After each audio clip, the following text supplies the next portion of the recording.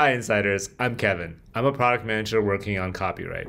And today I'm going to be telling you about some exciting updates we've been making to improve the Content ID dispute and appeal process. So first, let me start with some background on how the Content ID dispute process works today. When you upload a video with copyrighted content, your video might get a Content ID claim. If you believe you have all the rights to use that content, you can dispute the claim. The dispute then goes to the claimant to review, and they have 30 days to decide whether to release their claim or reinstate their claim. If they don't decide within 30 days, the claim is automatically released. Now, in the second half of 2021, this process resulted in over 60% of disputes resolving in favor of the uploader who filed the dispute. So, the dispute process is a powerful way for creators to address Content ID claims that they believe are mistaken. But if the claimant still believes their claim is valid, they might reject your dispute and reinstate their claim. At that point, you have the option to file an appeal. When you appeal, that again goes to the claimant to review, who now has a choice between releasing their claim or sending a copyright takedown request, which is a legal process.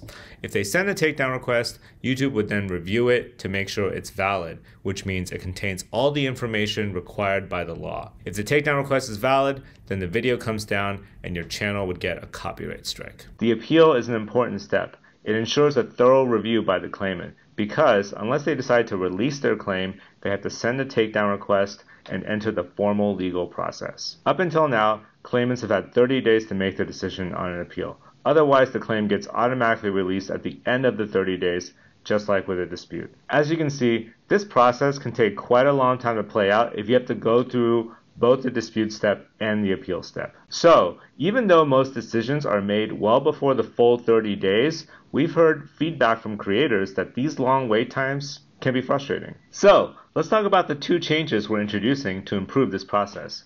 The first change is we're shortening the amount of time that claimants have to review Content ID appeals from 30 days to 7 days. Now, claimants will still have 30 days to review the initial dispute. It's only the appeal, which you can file if your dispute is rejected, that's going to be shortened to 7 days. I hope that's good news, but there's more.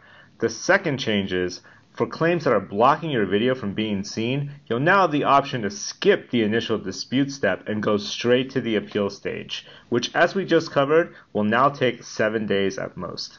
This is known as the escalate to appeal option. We know that block claims can have more impact on you as a creator because these videos aren't viewable either globally or in certain countries depending on the case. So, for block claims you're certain are invalid, the escalate to appeal option can help you get the claim resolved faster, and this means your video can be available again as quickly as possible. Now, keep in mind this option to escalate to appeal is only going to be available for claims that are blocking your video. And you might be wondering why?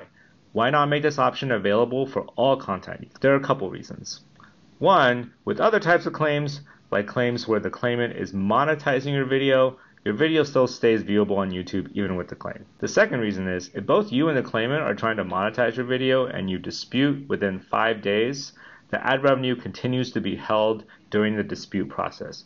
And if the dispute ends up resolving in your favor, you get the revenue, which means that claim didn't end up having much of an impact on your channel. With this change, we wanted to introduce the escalate to appeal option to offer creators a more powerful way to reduce the impact of potentially mistaken claims that are blocking their videos. Now, I mentioned this before, but if a claimant decides to reject your appeal, they'll issue a copyright takedown request, which would then be reviewed by YouTube to make sure it contains all the information needed under the law to be valid. If the request is valid, your video would get removed and your channel would get a copyright strike. Now, our system is designed so that creators with legitimate rights always have a recourse. So, if you believe the takedown is invalid at that point, you would have the option to file a counter notification. So, at this point, you might be wondering, if I get a block claim and I get the escalate to appeal option, should I use it?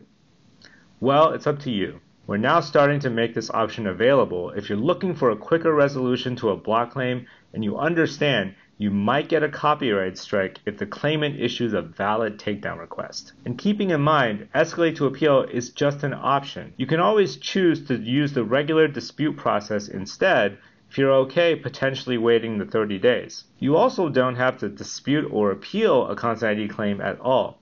Content ID claims don't result in penalties on your channel, so you can always do nothing and accept the claim, or you can use our video editing tools to remove or replace the copyrighted content from your video. At the end of the day, if you're not sure what to do, you might want to get advice from a lawyer.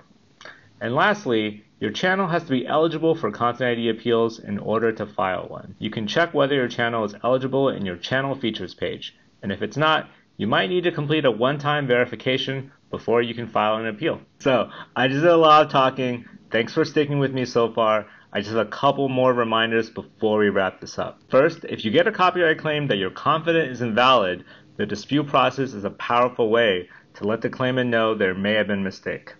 Second, while the appeal and counter notification steps are powerful tools, they can have potential consequences for the creator.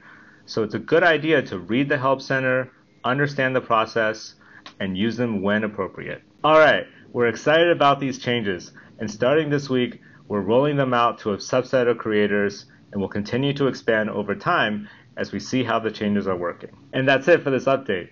Check out the links in the description below if you want to learn more. Please leave us your questions and feedback in the comments below. And thanks for watching. Keep it real.